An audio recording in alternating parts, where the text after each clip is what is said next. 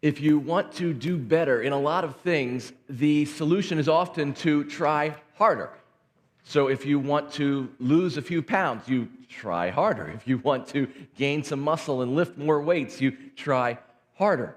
If you want to get better grades or get a promotion or earn more money, often the solution is to try harder. And you know why we do that? Because it works.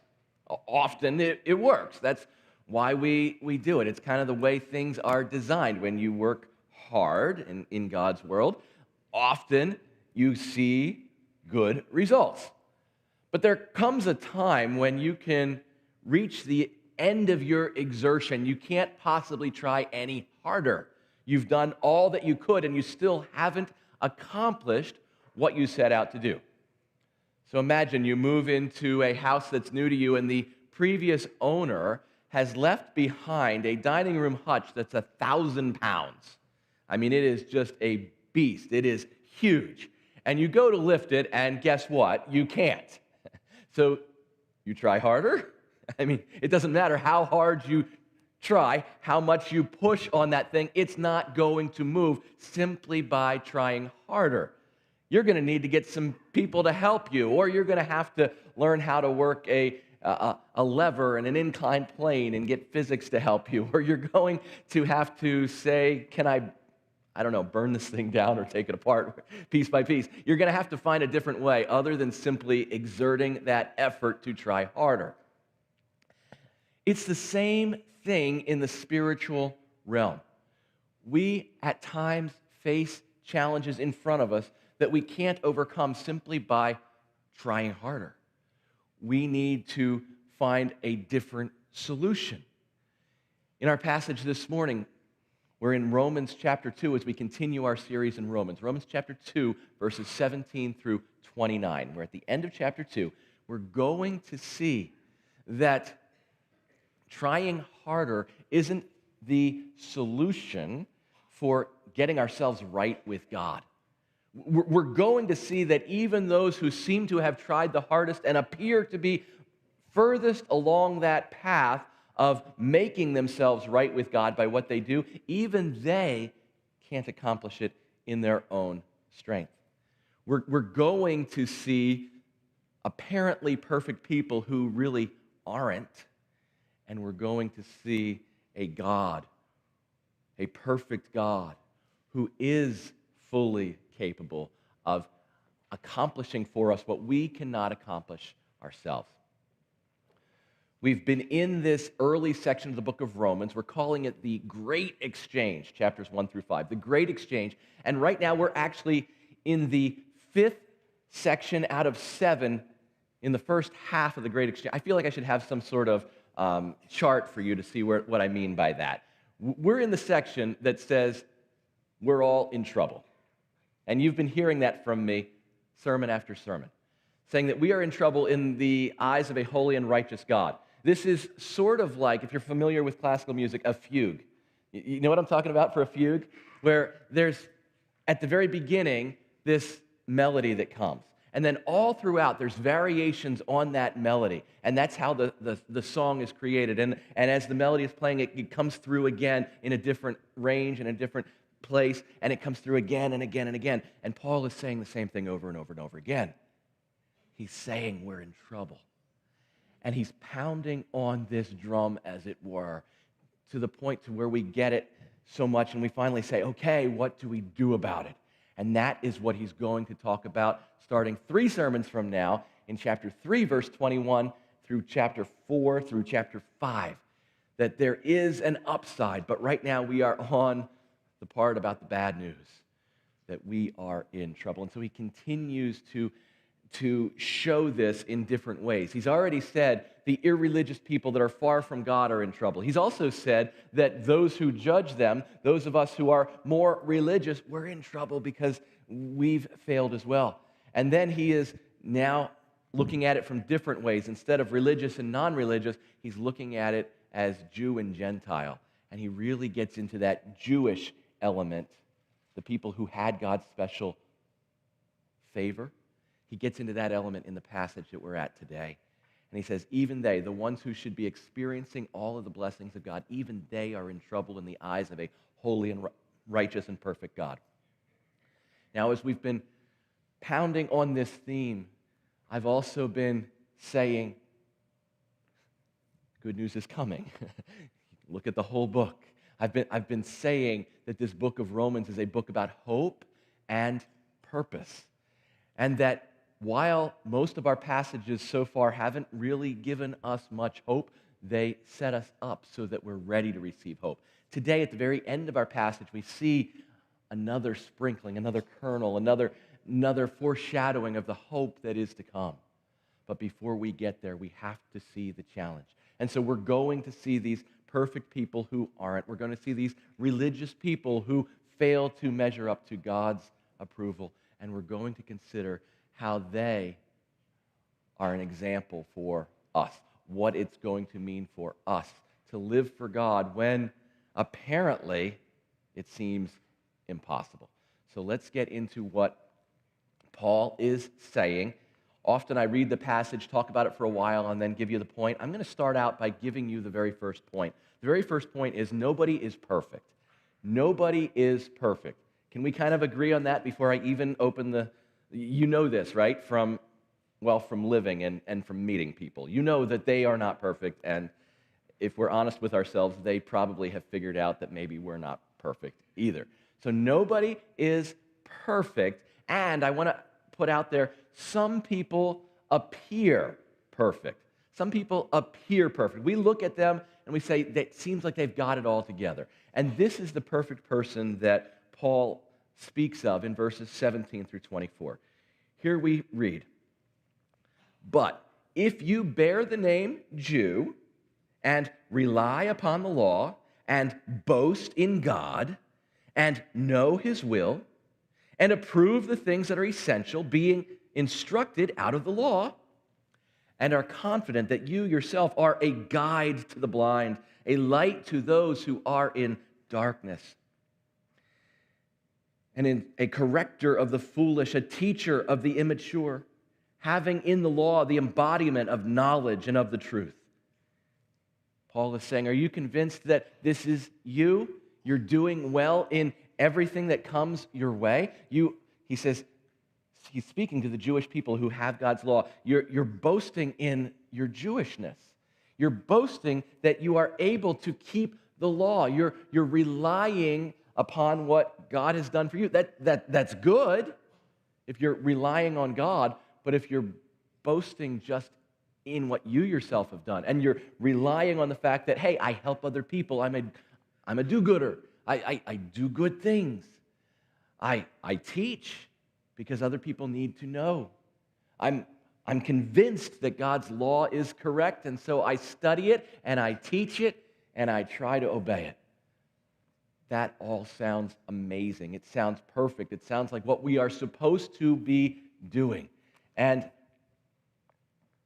Paul is talking about people who certainly appear to have everything all put together, approving what is essential. We're able to weigh what is right and what is wrong, knowing God's will, knowing how to follow it and do what is right, and then helping other people, corrector of the foolish. Here Paul is giving us this idea that some people appear to have everything put together. And we see that more than we've ever seen it before. I think we see it more in the last 10 to 15 years as social media has become far more prevalent, because now you can curate how the world sees you more so than you could do just when you were in person. You're able to put out there, and maybe you don't do it, but you see other people, and you think, wow, they've got life figured out. Their kids are always getting awards, and they're always going on vacations. I've got a friend on social media. I don't know if he's ever home because he's always on vacation. But when he is home, he's done a tremendous honeydew project for his wife, like build a new she shed or something. Like, he's got it all together. I mean, except that he roots for the Cowboys. That he doesn't have together.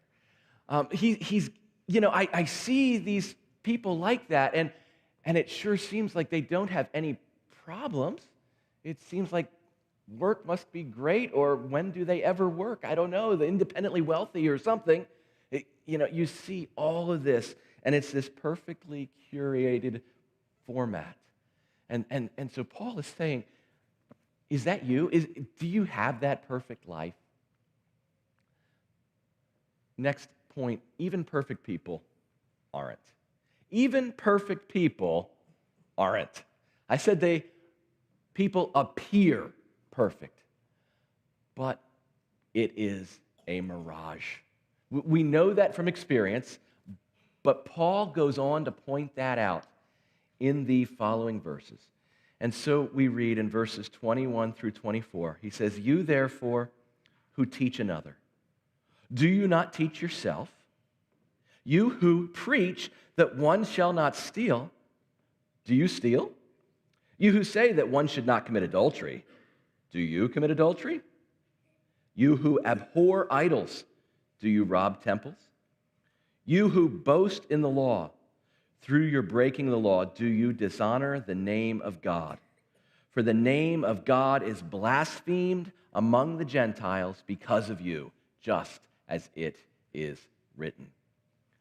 Indeed, even seemingly perfect people certainly are not actually perfect. And so Paul uses these 4 verses to ask a series of questions, and the implication in these questions is guilt is there.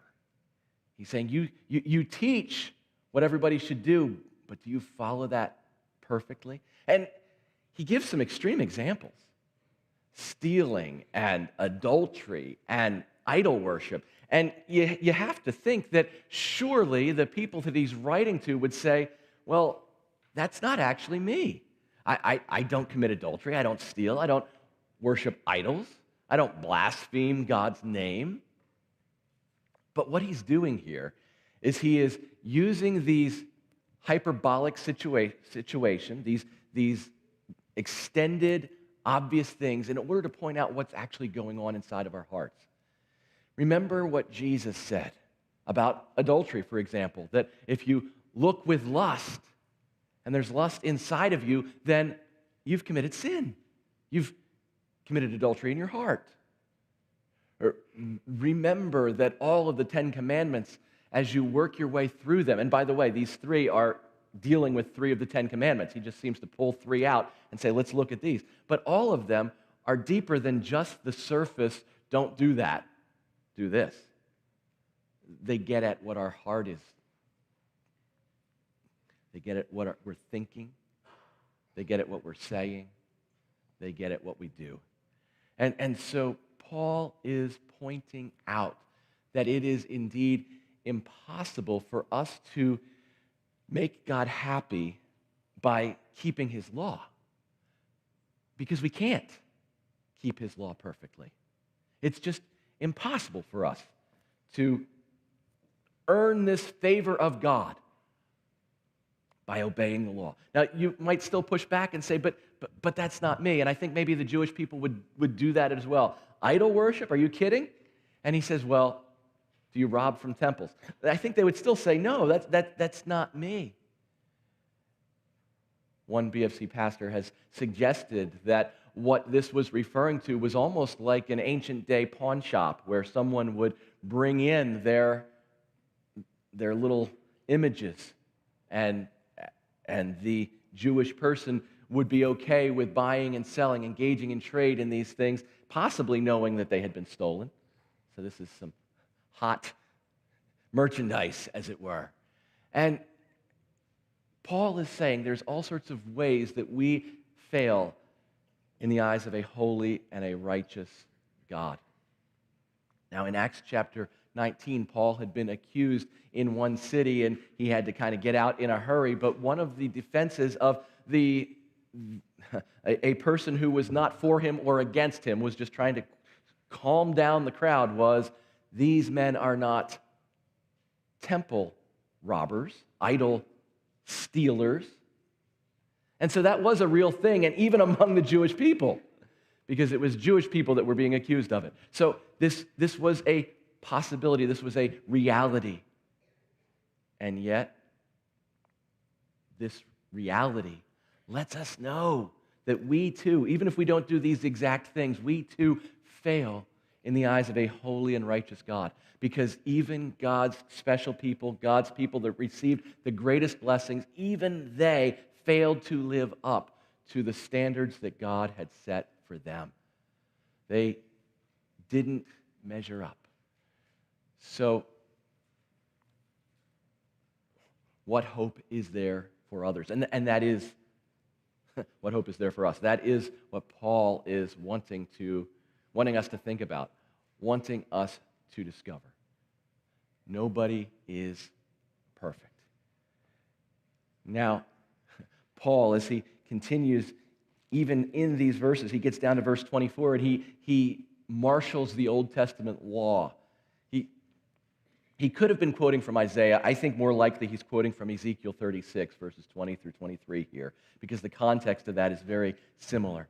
And in that passage, the prophet Ezekiel is accusing the people of Israel in his day, hundreds of years before Paul writes Romans, but he's accusing them of blaspheming the name of God, causing the name of God to be dishonored in the eyes of other people. How?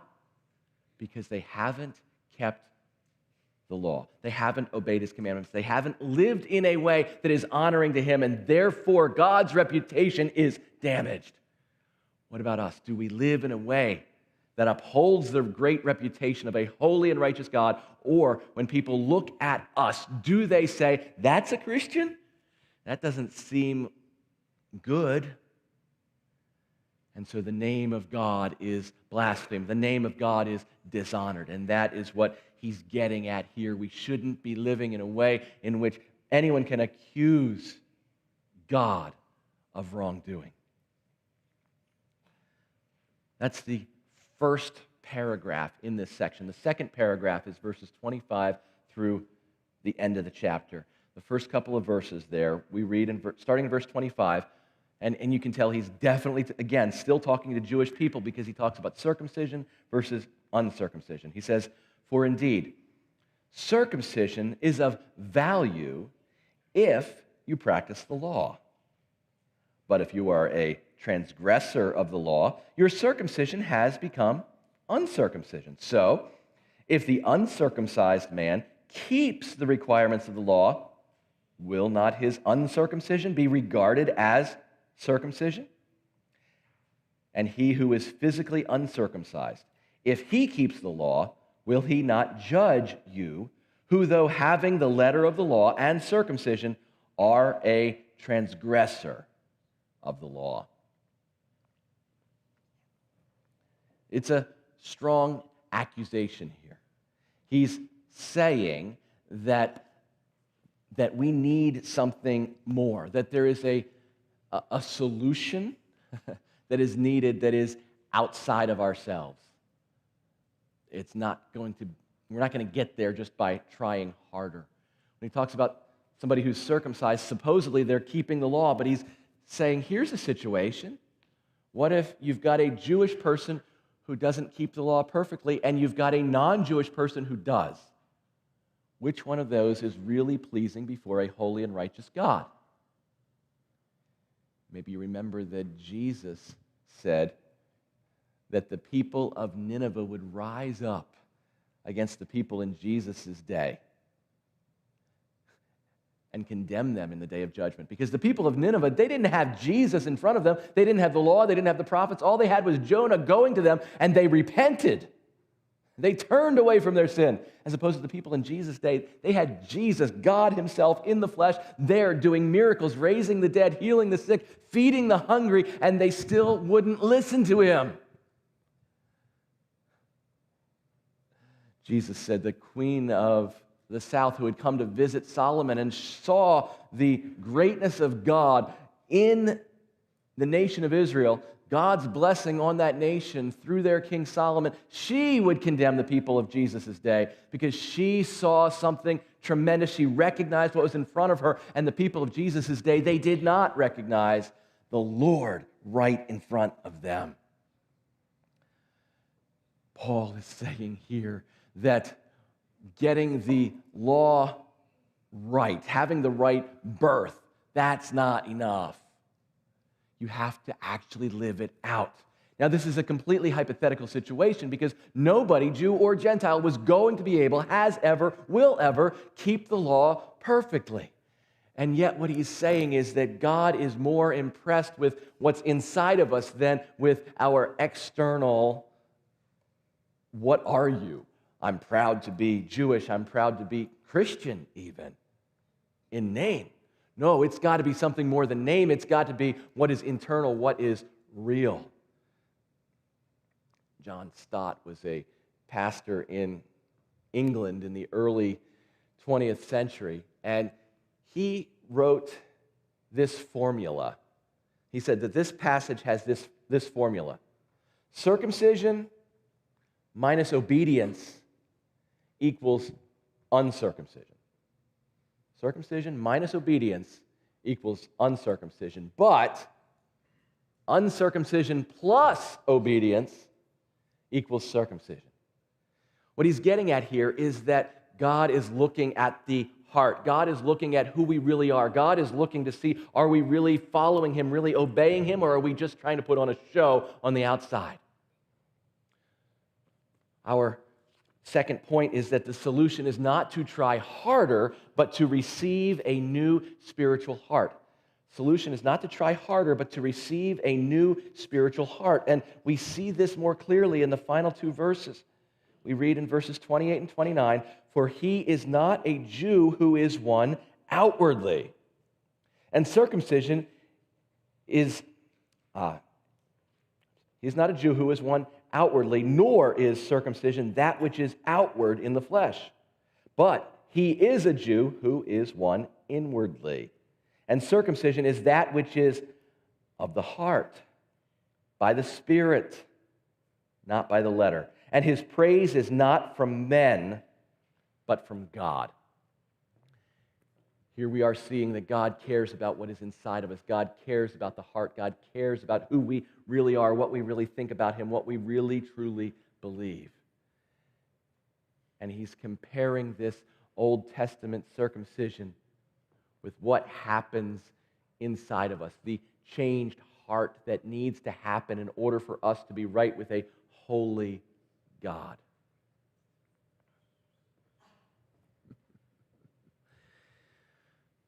This comparison is saying that true religion is not going to be an outward conformity to what people see. No, it's an inner transformation of the heart.